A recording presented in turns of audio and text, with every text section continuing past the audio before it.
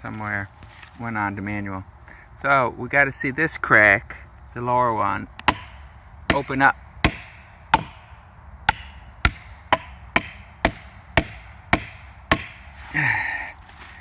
I have one other tool.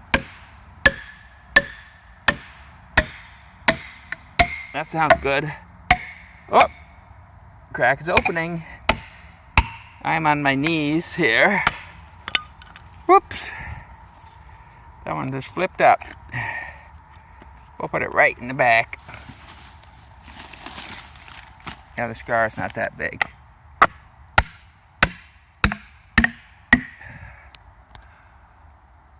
I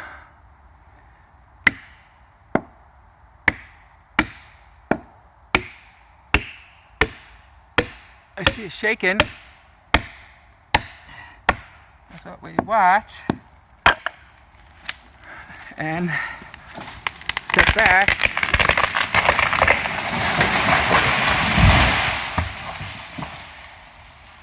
Wow.